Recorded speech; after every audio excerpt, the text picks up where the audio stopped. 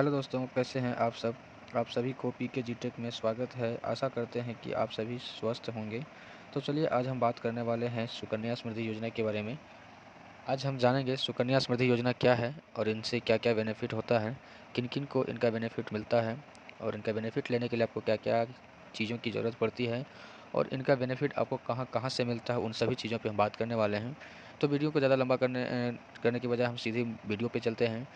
तो सबसे पहले मैं बताना चाहूँगा कि सुकन्या समृद्धि योजना, इस योजना के नाम से ही पता चलता है कि इस योजना के अंतर्गत सिर्फ लड़कियां ही खाते खोल सकते हैं जिनकी उम्र 10 साल से नीचे है। उनका उम्र एक दिन भी हो सकती है, जिस दिन जन्म लिया उस दिन भी ये खाता खोल सकते हैं।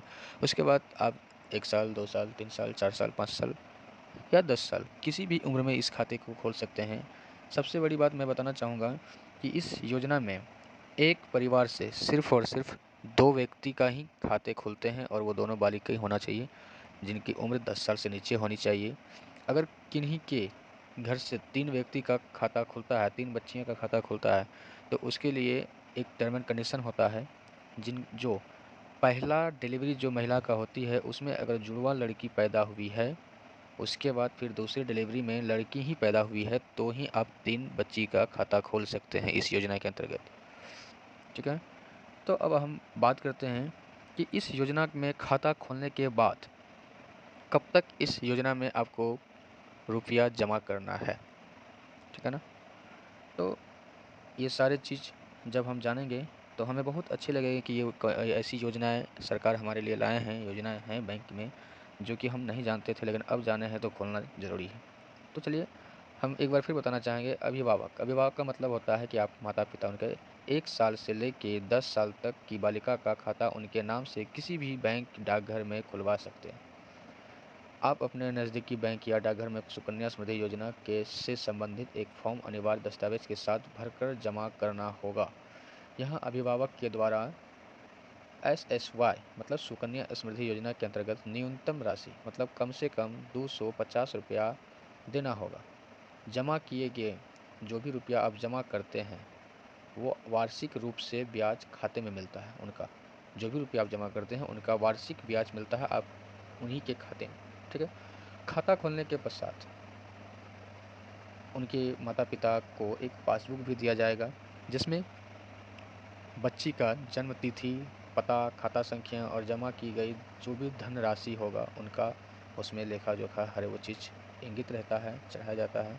पासबुक खाते में रकम जो भी जमा करते समय परिवार को खाते में जो भी रुपया जमा या निकालने समय खाते को बंद करने समय डाकघर में या बैंक में प्रस्तुत करना पड़ेगा।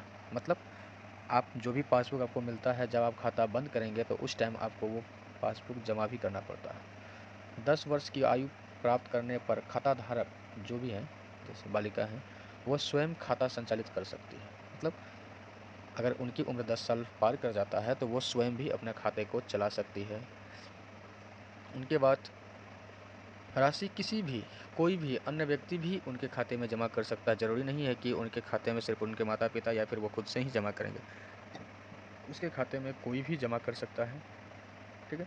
अब जानते हैं ज़रूरी दस्तावेज़ क्या-क्या लगता है इस खाते को खोलने के लिए। इस खाते को खोलने के लिए सबसे पहले बालिका मतलब बच्ची का जन्म प्रमाण पत्र, अभिभावक का जो पहचान होता है और उनका अस्थायी आवासीय प्रमाण पत्र, ये ज़रूरी है। अब चलते हैं कि ये कब तक चलाना होगा खाता। खाता खोलने की तिथि से मतलब जिस दिन आप खाता खोलते हैं उस दिन से 21 वर्ष तक समय से पहले भी आप बंद करने का प्रावधान है। मतलब आप जिस दिन खाता खोले हैं उस दिन से लेके 21 साल तक ये खाता चलता है। ठीक है? लेकिन आपके खाते में 14 साल तक ही जमा होगा रुपया।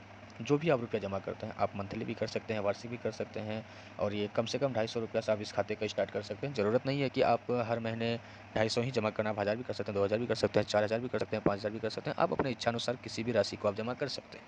ठीक है? अब ये बात आता है कि कितना मिलेगा। ठीक है? सबसे पहले मैं बता दूँ कि इसकी ब्याज दर बहुत ही अच्छा है, 7.6% मतलब लगभग 7.5 से ज़्यादा ही है, जो कि इसका अभी वर्तमान में ब्याज दर है। जबकि पहले इसकी ब्याज दर ज़्यादा था, 9.1% ब्याज दर था, लेकिन अभी किसी कारणवश इसको घटा दिया गया है। ठीक है? अब हम बात करते हैं कि ये कौन-कौन से बैंक में ये खाता खुलेंगे। तो सबसे पहले मैं बताना चाहूँगा कि ये सिर्फ़ और सिर्फ़ ग्रामीण बैंक, उत्तर बिहार ग्रामीण बैंक, आपके यहाँ पे और भी कोई दूसरे मतलब ग्रामीण बैंक होंगे जो उस खाते बैंक में इस खाते को नहीं खोल सकते। बाकी किसी भी बैंक में आप इस खाते को खोल सकते हैं। चाहे वो डाकघर हो या फिर बैंक का सीएसपी हो या फिर बैंक का कोई भी ब्रांच हो, उसमें आप ये खाते को खोल सकते हैं। ठीक है?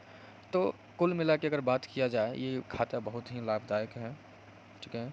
और इस खाते को चलाने के लिए आपको कम से कम 14 साल तक तो जमा करना ही पड़ेगा। उसके बाद आपको इसमें जमा करने की आवश्यकता नहीं है। उनके बाद आप इसको अपने बेटी के शादी के टाइम आप निकाल सकते हैं। साथ ही 21 साल, पहले तो आप जानते थे कि 18 साल था, अब 21 साल कर दिया है।